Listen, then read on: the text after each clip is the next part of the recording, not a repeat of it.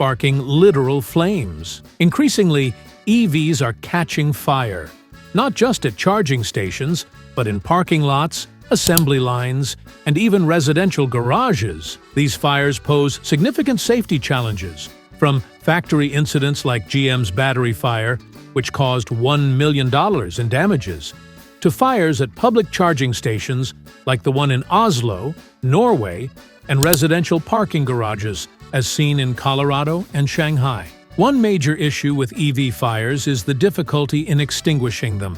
Unlike traditional cars, EV batteries can reach temperatures of up to 5,000 degrees, making fires much harder to control and more dangerous. Even when fires are put out, there's a high risk of reignition, sometimes days or even weeks later.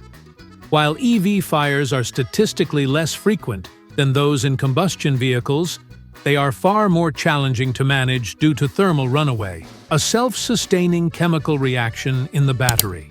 The design of EV batteries also complicates firefighting efforts, as they are often encased in durable materials and positioned beneath the cabin.